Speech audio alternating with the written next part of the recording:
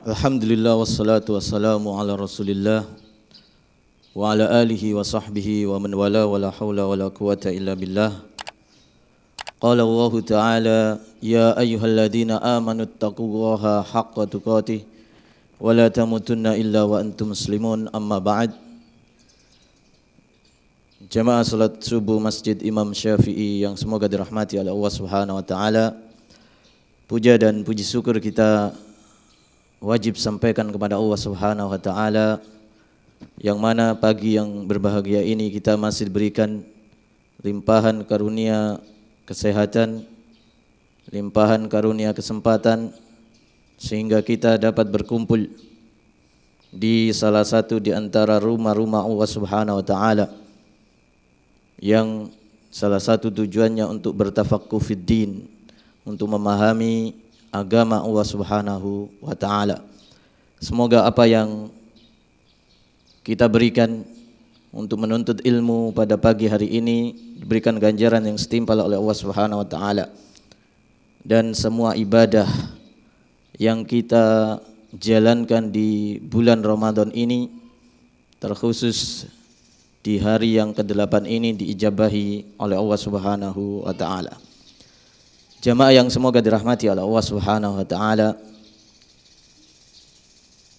sebagaimana yang telah dilimpahkan kepada kami untuk materi yang kami akan sampaikan pada pagi hari ini, yaitu berkaitan dengan bagaimana seorang muslim bermuamalah kepada Allah Subhanahu wa taala seputar ibadah, seputar penghambaan seorang muslim kepada Allah Subhanahu wa taala, yang mana pembahasan kali ini insyaallah taala banyak kami ambil dari kitab kecil yang ditulis oleh seorang ulama, Syekh Muhammad bin Umar Al-Basmul rahimahullah taala.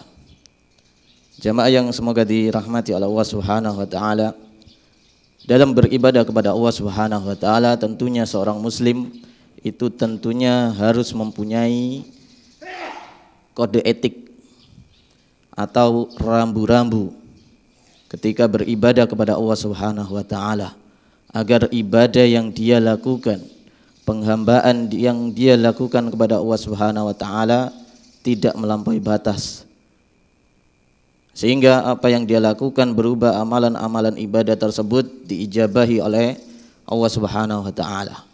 Dan di sini penulis memberikan beberapa gambaran atau ma'alim atau rambu-rambu ketika seorang muslim beribadah kepada Allah Subhanahu wa taala.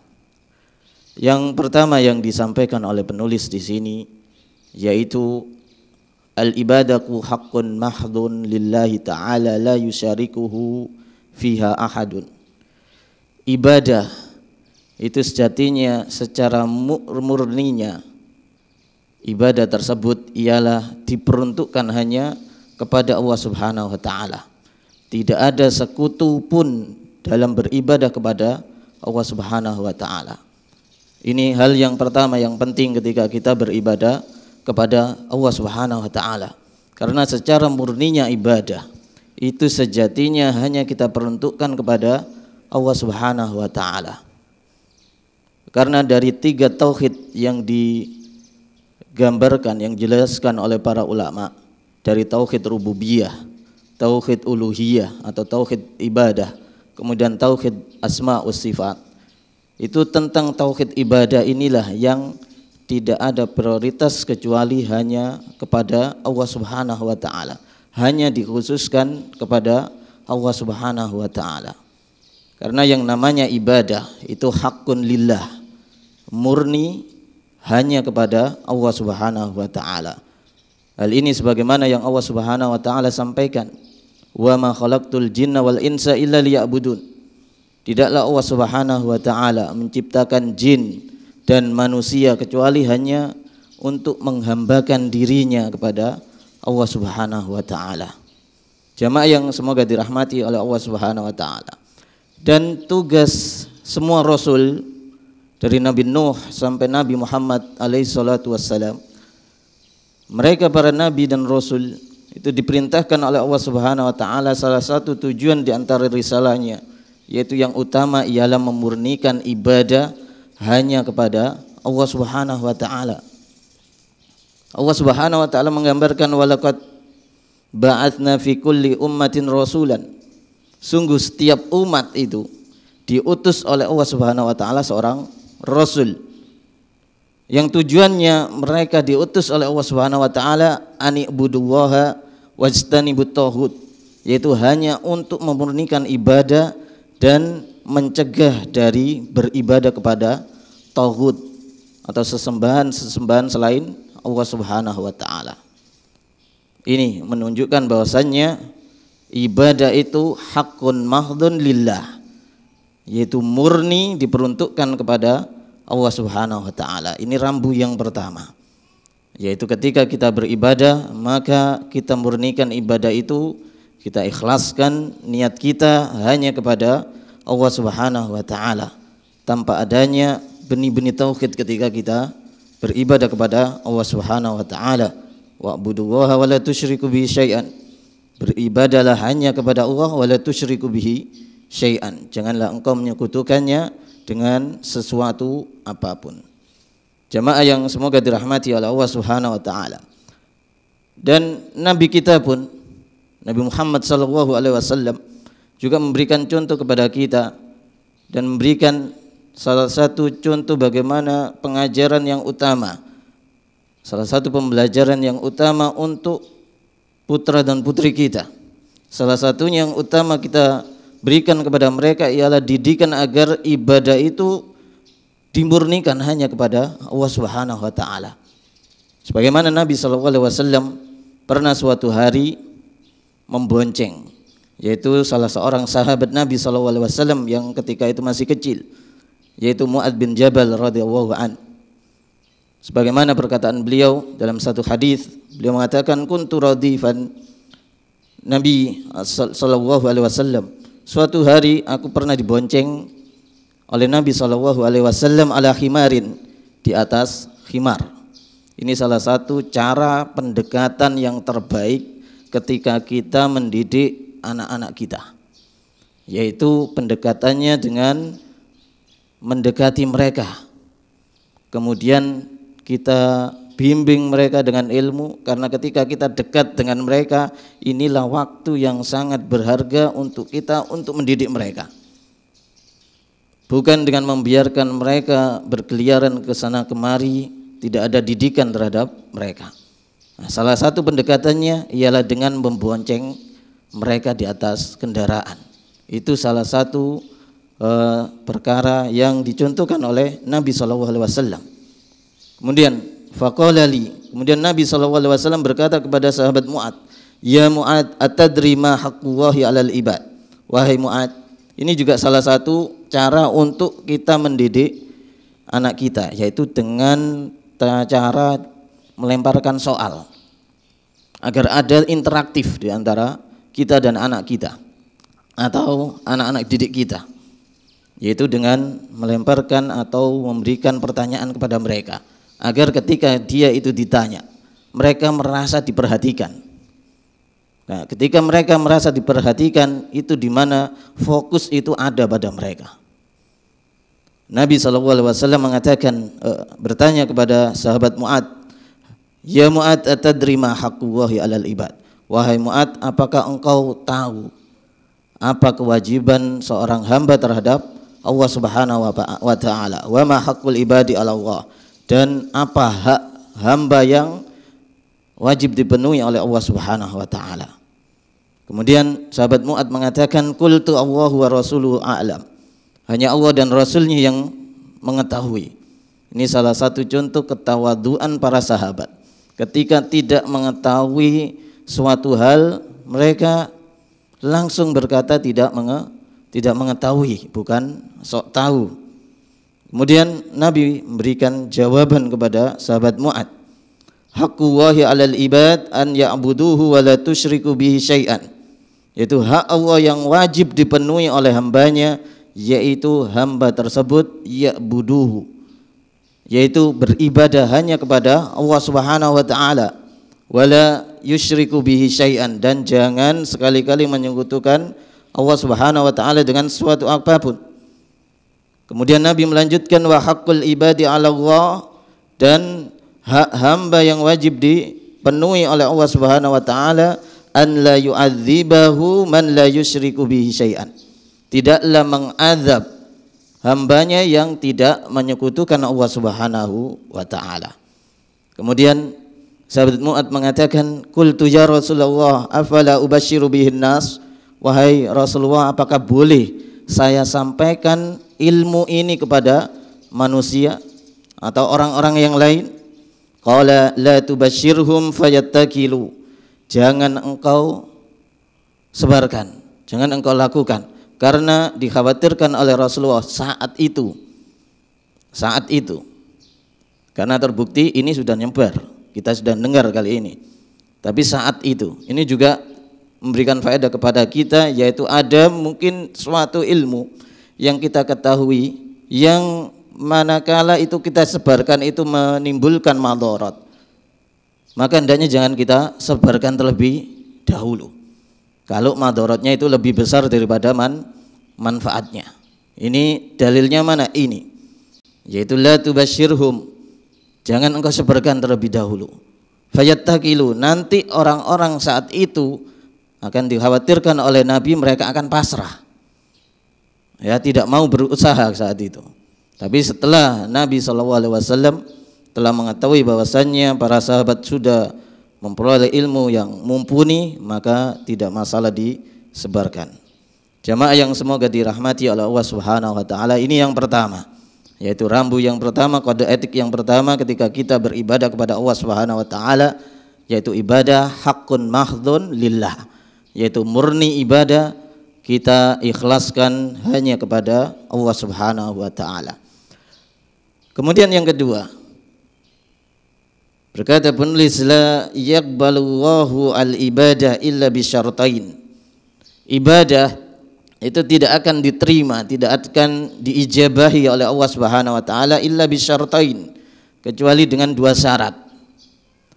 Huma al-ikhlasu, di antaranya yang pertama ialah al-ikhlas. Ini memperkuat apa yang dikatakan penulis pada kode etik atau rambu yang pertama, yaitu al-ikhlas, yaitu mengikhlaskan an yakuna lillah, yaitu mengikhlaskan ibadah an yakuna lillah, yaitu hanya kepada Allah Subhanahu wa taala. Kemudian yang kedua, wal mutaba'atu, yaitu mencontoh, mengikuti kepada siapa? An takuna lirrasul sallallahu alaihi wasallam, mencontoh ibadah itu ialah kepada Rasulullah sallallahu alaihi wasallam, Nabi kita Muhammad sallallahu alaihi wasallam. Karena salah satu tujuan Allah Subhanahu wa taala mengutus Nabi Muhammad sallallahu alaihi wasallam itu dicontoh tata cara ibadahnya, tidak malah ditandingi ibadahnya tersebut.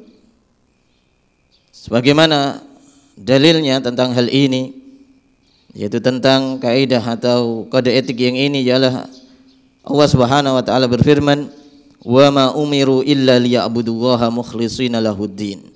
Padahal mereka tidak disuruh kecuali untuk memurnikan ibadah hanya kepada Allah Subhanahu wa taala, agama yang lurus. Jamaah yang semoga dirahmati oleh Allah Subhanahu wa taala. Kemudian Allah Subhanahu wa taala dalam firman yang lain, Allah mengatakan alladzi khalaqal mauta wal hayata liyabluwakum ayyukum ahsanu amalan wa huwal azizul ghafur.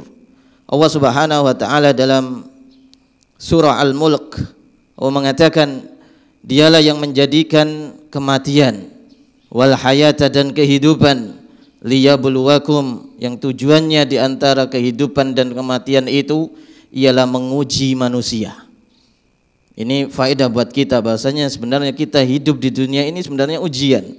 Yang namanya ujian maka tidak ada buat kita itu untuk berleha-leha nyantai. Ujian, yang namanya ujian itu harus siap sedia, ya, siap untuk diuji. Liyabluwakum ayyukum ahsanu amala, mana di antara kalian itu yang paling baik amalannya. Ahsanu amala, yang paling baik. Allah tidak mengatakan aktsaru amala, yaitu paling banyak ibadahnya, tidak. Tapi Allah Subhanahu wa taala menilai dari kualitas ibadah kita, bukan kuantitas. Allah mengatakan ahsanu amala liyabluwakum ayyukum, mana di antara kalian itu yang paling baik amalannya. Wa huwal azizul ghafur, dan dialah yang maha perkasa lagi maha pengampun. Jamaah yang semoga dirahmati oleh Allah Subhanahu wa taala. Dalam hal ini, dalam ayat ini, dalam surah Al-Mulk ini,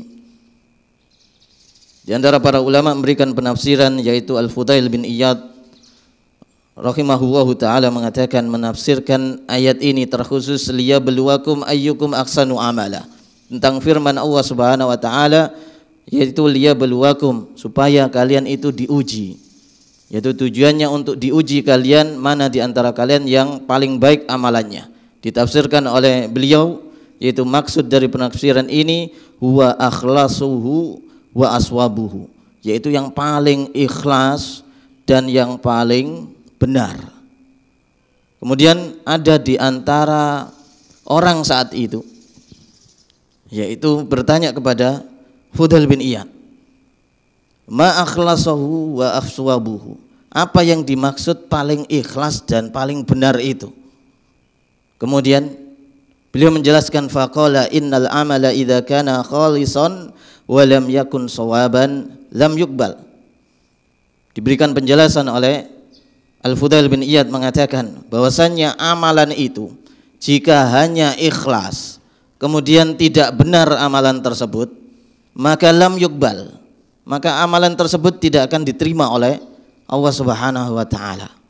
Wa idza kana sawaban wa lam yakun khalisan lam yuqbal, sebaliknya amalan tersebut benar akan tapi tidak ikhlas kepada Allah Subhanahu wa taala, tidak ada keikhlasan di situ ketika beramal, lam yuqbal, tidak diterima oleh Allah Subhanahu wa taala, hatta yakuna khalisan sawaban, sampai ibadah itu baru diterima oleh Allah Subhanahu wa taala khalisan sawaban, ikhlas kemudian benar ibadah tersebut. Kemudian dilanjutkan apa maksud dari ikhlas dan benar itu, wal khalis an yakuna lillah, dan keikhlasan itu hanya ditujukan keikhlasan tersebut kepada Allah Subhanahu wa taala. Wasawab, ibadah itu dianggap benar, an yakuna ala sunnah, yaitu ibadah tersebut sesuai mencocoki apa yang diajarkan oleh Nabi sallallahu alaihi wasallam. Jamaah yang semoga dirahmati oleh Allah Subhanahu wa taala, ketika beribadah maka dua syarat ini hendaknya kita lakukan ketika kita beribadah. Setiap melakukan ibadah kepada Allah Subhanahu wa taala, dua syarat ini hendaknya kita lakukan. Ketika kita melakukan apapun di antara ibadah-ibadah kepada Allah Subhanahu wa taala, kita lakukan dengan ikhlas kepadanya, dan ketika kita ibadah harus ada contohnya. Contoh dari Nabi sallallahu alaihi wasallam. Karena ketika kita ibadah tidak bisa kita membuat-buat sendiri ibadah tersebut tanpa adanya contoh dari Nabi sallallahu alaihi wasallam. Jamaah yang semoga dirahmati oleh Allah Subhanahu wa taala. Kemudian yang berikutnya disampaikan di sini, yaitu ketika beribadah kemudian ibadah tersebut tanpa adanya contoh dari Nabi SAW, maka akan bisa membahayakan orang tersebut atau bahkan orang lain. Ketika orang tersebut diberikan pertanyaan, manakala orang yang bertanya tersebut tidak mengetahui bagaimana tata cara ibadah yang benar, kemudian orang yang ditanya tidaklah lebih mengetahui daripada yang bertanya, ini juga berbahaya. Berfatwa tanpa ilmu, tampaknya ada ilmu ketika ditanya, ini juga berbahaya, karena hal ini bisa menjerumuskan seseorang, bahkan bisa mengantarkan orang tersebut kepada suatu mafsadat atau bahaya yang besar, sebagaimana pernah terjadi di zaman Rasulullah SAW, yang ini diwanti-wanti oleh Nabi SAW bahwasanya ketika beramal hendaknya ilmuilah dulu sebelum kalian itu beramal. Ini ada salah seorang saat itu bertanya kepada yang lain, tentang sesuatu perkara, tapi orang tersebut tidak mengetahui perkara tersebut dicontohkan oleh Nabi SAW atau tidak. Perkara itu ialah ketika saat itu disampaikan oleh sahabat Abdullah bin Abbas tentang cerita ini, yaitu bahwasanya anna rajulan asabathu jirahatun, yaitu pada zaman Nabi ala ahdi Rasulullah SAW. Pada zaman Nabi SAW itu ada seorang ikut perang, kemudian dia terluka, kemudian fa asabathu janabatun fastaftah.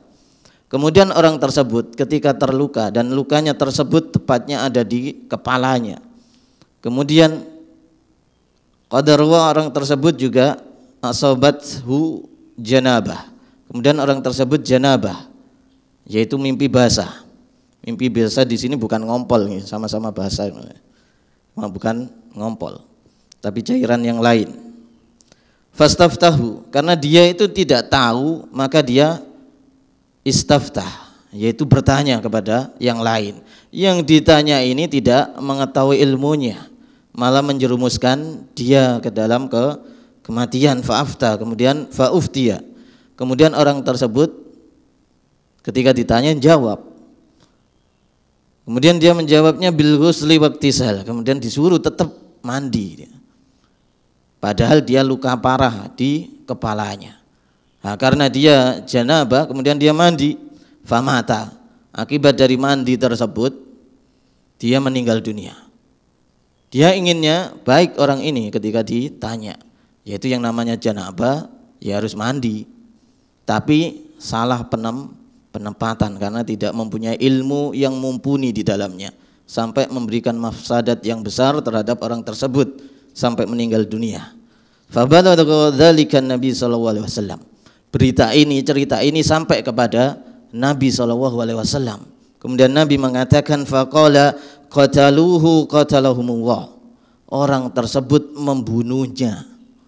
Qatalahumullah, semoga Allah Subhanahu wa taala juga memeranginya atau membunuhnya.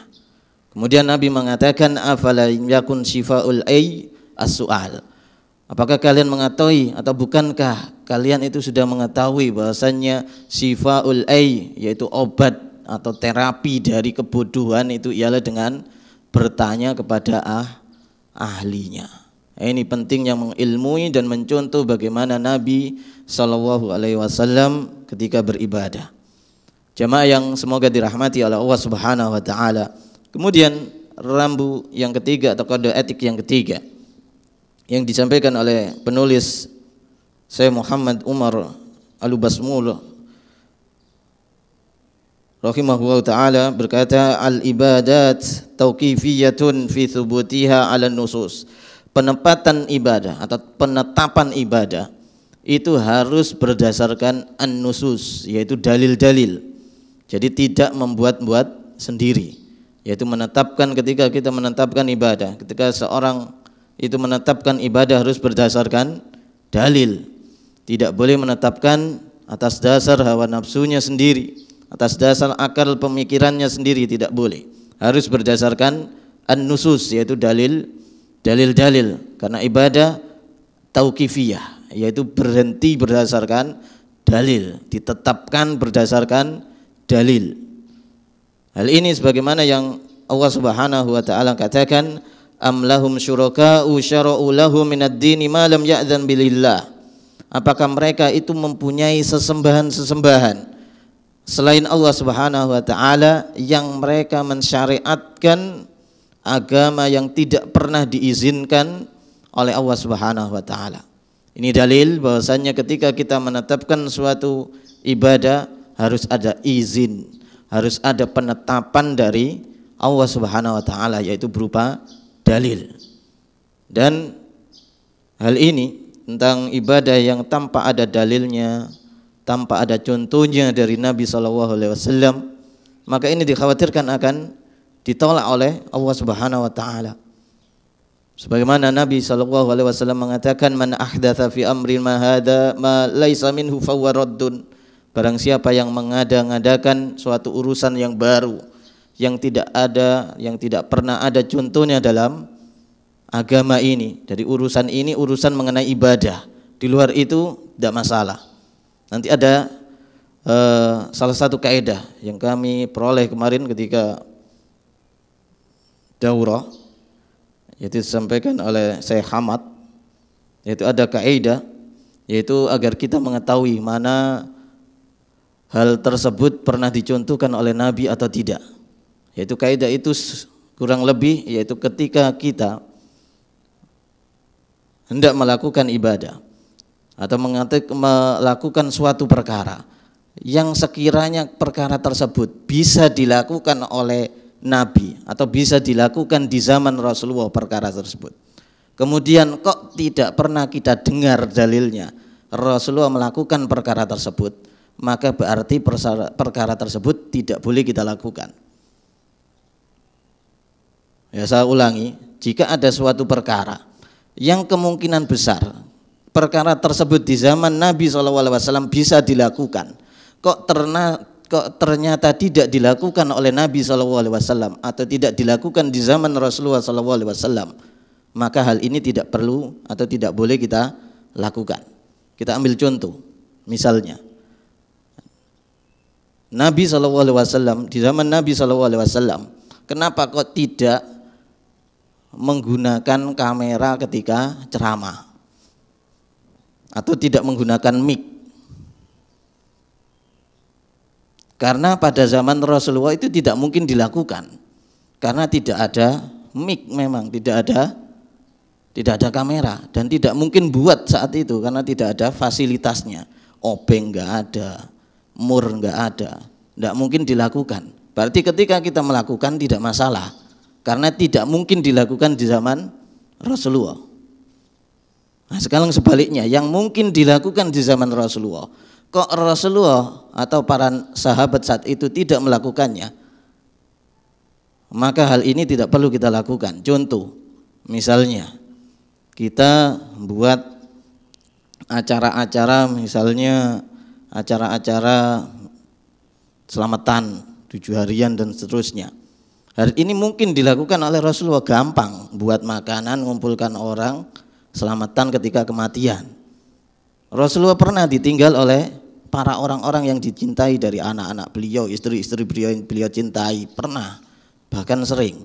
Tapi tidak pernah kita dengar beliau mengumpulkan orang, ayo makan bareng. Padahal Rasulullah bisa melakukan itu, sangat gampang. Ternyata kita tidak pernah mendengar Rasulullah melakukan hal tersebut. Berarti perkara ini tidak perlu kita lakukan. Karena Rasulullah mampu mengumpulkan orang, berikan makanan, bisa, gampang bagi Rasulullah seperti itu. Ternyata kok tidak dilakukan oleh Rasulullah, tidak dilakukan pula oleh para sahabat. Nah, ini kaidah yang diberikan oleh beliau hafizahullah ta'ala. Jamaah yang semoga dirahmati oleh Allah Subhanahu wa ta'ala, kita lanjutkan tentang hal ini, yaitu tentang ibadah. Bahwasanya ibadah al-ibadah itu tauqifiyah, yaitu berhenti pada dalil. Penetapannya harus berdasarkan dalil. Hal ini pernah dikatakan oleh Syekhul Islam Ibnu Taimiyah tentang hal ini, yaitu tentang ibadah, bahwasanya al-aslu fil ibadat tauqifiyah, bahwasanya hukum asal ibadah itu tauqifiyah, yaitu berhenti, penetapannya berdasarkan dalil. Fala yusra' minha illa ma syara'ahu Allah. Tidak boleh seorang siapapun itu mensyariatkan sesuatu illa ma syara'ahu Allah, yaitu kecuali sesuatu tersebut telah disyariatkan oleh Allah Subhanahu wa ta'ala. Ini tentang rambu-rambu yang ketiga. Jamaah yang semoga dirahmati oleh Allah Subhanahu wa ta'ala. Adapun yang keempat, al-ittiba'u la yatahaqqaq illa idza kana al-amalu muwafiqan lisyar'i fi sittati umurin. Jadi ittiba, mengikuti Nabi SAW itu tidak pernah terwujud, tidak akan pernah terwujud kecuali dengan kita memantau atau melihat dari 6 perkara ini, harus mencocoki atau sesuai dengan 6 perkara ini. Jadi ini juga salah satu kaidah yang disebutkan oleh beliau, yaitu ittiba, mencontoh Nabi SAW itu tidak akan pernah terwujud, tidak akan pernah terjadi kecuali dengan kita melihat 6 perkara ini. Yang pertama yaitu as-sabab, yaitu sebabnya. Sebagaimana penjelasan beliau, fa idza ta'abbadal insanu lillah. Jika seseorang itu beribadah, dia niatnya ikhlas karena Allah Subhanahu wa taala. Bi ibadatin makrunatin bisabab, dan ibadah tersebut ada sebabnya, disertai sebab. Laisa syar'iyan, akan tapi ibadah tersebut tidak syar'i. Fahiya bid'atun mardudah, maka ibadah tersebut itu ditolak oleh Allah Subhanahu wa taala dikarenakan sebabnya itu salah. Contoh misalnya, sebabnya salah karena sebabnya tidak pernah ada dan tidak pernah dilakukan oleh Nabi SAW. Contohnya misalnya ada anak kelahiran, ada anak lahir misalnya. Jadi ada anak lahir, saya kalau ada, karena ini hari di mana anak saya lahir, saya akan berpuasa setiap waktu di mana anak saya ini lahir. Berulang seperti itu setiap tahunnya. Kalau anak tersebut berulang tahun, saya akan berpuasa. Sebabnya karena anak dia lahir di waktu tersebut atau di tanggal tersebut. Hal ini sebabnya ialah karena anaknya lahir kemudian dia berpuasa. Nah, sebab ini ketika kita cari-cari ternyata kok tidak ada sebab seperti ini. Karena sebab yang syar'i ketika anak lahir itu diakikoi, dipotong rambutnya, ya, diberi nama. Ini sebab yang syar'i sebagaimana yang Nabi beritahukan kepada kita semua, dan itu maklum bagi kita. Nah, ternyata kok buat sebab sendiri. Anaknya lahir, dia berpuasa setiap tanggal di mana anaknya lahir. Ini sebabnya tidak syar'i. Maka sebab seperti ini ibadahnya mardudah, ditolak oleh Allah Subhanahu wa taala karena sebabnya salah, tidak syar'i. Ini yang pertama. Kemudian yang kedua, wal jins, yaitu jenisnya. Jenis dari ibadah yang kita lakukan. Fa idza ta'abbadal insanu lillah, dia ibadah karena Allah Subhanahu wa taala. Lam yusra' jinsuhu, akan tapi jenisnya itu tidak pernah disyariatkan oleh Allah Subhanahu wa taala, fa hiya ghairu maqbulah. Maka ibadah yang seperti ini tidak diterima oleh Allah Subhanahu wa taala karena jenisnya salah. Contoh jenisnya misalnya katadkhiyah, diberikan contoh oleh penulis di sini yaitu tadkhiyah bi faros. Dia menyembelih korban dengan kuda, dengan jaran. Nah, ini tidak pernah disyariatkan oleh Nabi SAW.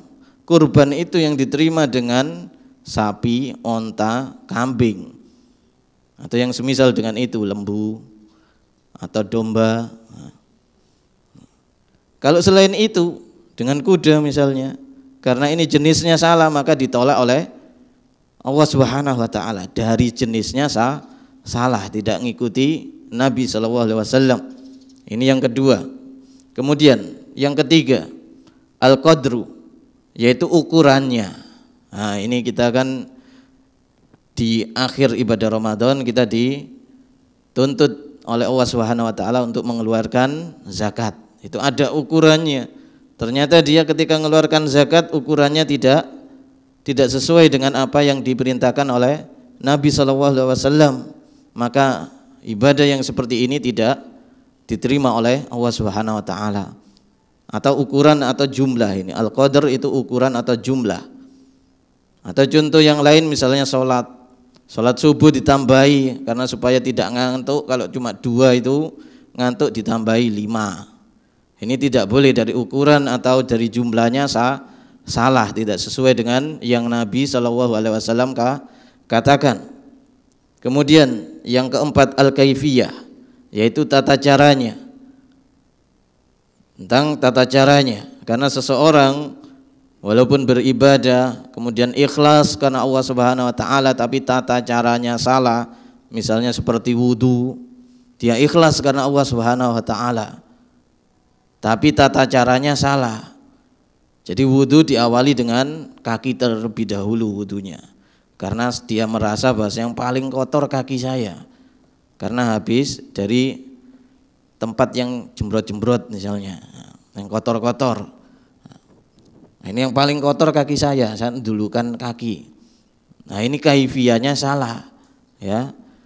Hal seperti ini tidak akan diterima oleh Allah Subhanahu wa taala. Kemudian yang kelima, az-zaman, yaitu waktunya.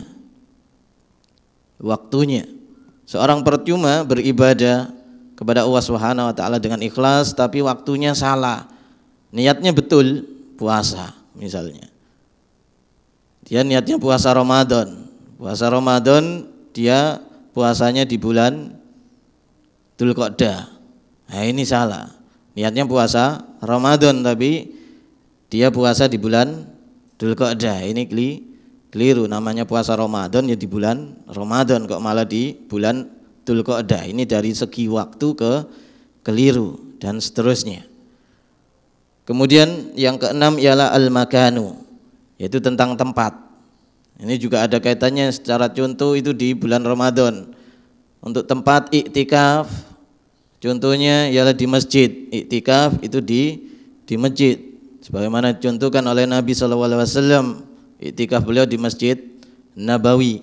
Ini ada orang iktikaf supaya sepi orang, nggak ada yang ngikuti, dia iktikaf di kamar mandi. Iktikaf di misalnya di tempat-tempat yang sunyi, di goa atau seterusnya. Ini tidak pernah disyariatkan oleh Nabi SAW, karena iktikaf itu ialah di masjid, yaitu di masjid-masjid. Jamaah yang semoga dirahmati oleh Allah Subhanahu wa taala, ini yaitu ketika kita beribadah kepada Allah Subhanahu wa taala, ittiba contohnya atau khususnya mencontoh Nabi SAW itu tidak pernah terwujud kecuali dengan kita mantau 6 ini.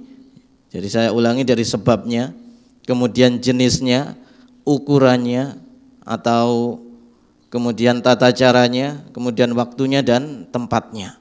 Ini harus kita pantau, kita teliti terlebih dahulu sebelum kita beribadah kepada Allah Subhanahu wa taala. Jemaah yang semoga dirahmati oleh Allah Subhanahu wa taala, yang berikutnya, yang terakhir untuk kesempatan kali ini, yaitu al-ibadatu takunu bi ada'il faraid, yaitu prioritas ibadah yang kita prioritaskan, yaitu kita prioritaskan yang faraid, yang wajib-wajib terlebih dahulu. Jadi yang wajib terlebih dahulu yang kita utamakan, kita berikan prioritas utama daripada ibadah sunnah. Karena Nabi SAW pernah mengatakan sebagaimana dalam hadis qudsi, Inna Allaha qala, sungguhnya Allah Subhanahu wa taala mengatakan, berfirman, man adali waliyan faqad adantuhu bil harbi. Barang siapa yang menyakiti waliyan, wali-wali Allah Subhanahu wa taala, faqad adantuhu bil harbi, maka aku umumkan kepadanya untuk perang, memeranginya. Wa ma taqarraba ilayya abdi bi syai'in ahabba ilayya mimma aftaratuhu. Jadi ini dalilnya bahwasanya ketika kita ibadah itu kita prioritaskan yang wajib terlebih dahulu. Nabi Allah Subhanahu wa taala mengatakan, wa ma taqarraba ilayya abdi bi syai'in, tidaklah seorang hambaku itu bertakarrub, beribadah kepadaku, bi syai'in, dengan suatu ibadah, ahabba ilayya mimma aftaratuhu, yang lebih Allah Subhanahu wa taala cintai daripada ibadah mimma aftaratuhu, yaitu ibadah-ibadah faraid, ibadah-ibadah wajib. Ini menunjukkan bahwasanya ketika kita ibadah itu kita prioritaskan yang wajib-wajib terlebih dahulu. Sebagaimana ketika kita sholat, yaitu wajibatus sholat kita utamakan terlebih dahulu daripada sunnahnya. Ini harus kita ketahui juga, wajib sholatnya itu yang mana saja di antara gerakan-gerakan ketika kita sholat, mana rukunnya, mana arkanus sholat itu yang rukun-rukun sholat mana, wajib-wajibnya itu mana, sunnah-sunnahnya itu mana, sehingga kita bisa memberikan prioritas yang utama. Oh, yang wajibnya ini kita utamakan, itu hanya sekedar sholat itu. Bagaimana dengan ibadah-ibadah yang lain juga kita hendaknya mengutamakan yang wajib terlebih dahulu daripada yang sunnah. Jamaah yang semoga dirahmati oleh Allah Subhanahu wa taala, hal ini juga pernah diberikan gambaran oleh Nabi SAW. Nabi memberikan wejangan kepada salah seorang sahabat, yang mana sahabat tersebut itu lebih mengutamakan yang sunnah daripada yang wajib ketika beribadah. Yaitu ketika Nabi SAW mengatakan dalam satu hadisnya, sebagaimana yang datang dari sahabat Talha bin Ubaidillah radhiyallahu an yaqul, beliau mengatakan jaa rajulun ila Rasulillah sallallahu alaihi wasallam. Jadi ada seorang yang mendatangi Nabi sallallahu alaihi wasallam. Kemudian seorang tersebut bertanya kepada Nabi sallallahu alaihi wasallam, fa idza huwa yas'alu anil Islam. Ternyata orang tersebut bertanya tentang Islam. Kemudian Nabi mengatakan bahwasanya Islam itu khamsu salawatin fil yaumi wal laila. Islam itu ialah menjalankan ibadah solat malam dan harinya, malam dan siangnya. Hal alayya khairuhunna, apakah setelah ibadah-ibadah solat tersebut ada ibadah yang lainnya? La, tidak ada.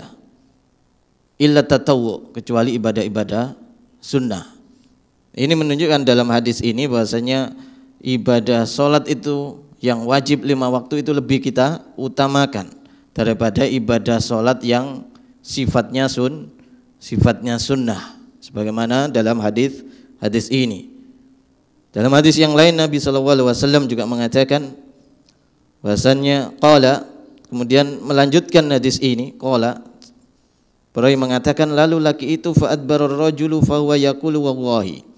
Kemudian orang tersebut, laki yang bertanya kepada Nabi SAW tadi berkata, wallahi la azidu ala hada, aku tidak akan menambah dari apa yang dikatakan oleh Nabi SAW, wala angkus minhu, dan tidak akan pernah aku kurangi. Faqala Rasulullah SAW, Rasulullah SAW mengatakan, aflaha in sadaqah, orang tersebut kelak di akhirat akan bahagia in sadaqah, jika memang dia jujur dengan apa yang dia katakan.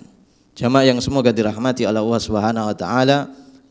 Ini yang kelima tentang ketika kita ibadah, antakuna biadaiha al-faraid, yaitu ketika beribadah kita prioritaskan yang utama ialah ibadah-ibadah faraid, ibadah-ibadah yang sifatnya wajib kepada Allah Subhanahu wa taala. Jamaah yang semoga dirahmati oleh Allah Subhanahu wa taala, mungkin demikian yang dapat kami sampaikan untuk kesempatan hari ini. Insyaallah kita lanjutkan pada kesempatan yang lain, masih di seputar kode etik atau rambu seorang muslim ketika beribadah kepada Allah Subhanahu wa taala. Demikian kita tutup dengan doa kafaratul majlis. Subhanakallahumma wa bihamdika asyhadu an la ilaha illa anta astaghfiruka wa atubu ilaik. Assalamualaikum warahmatullahi wabarakatuh.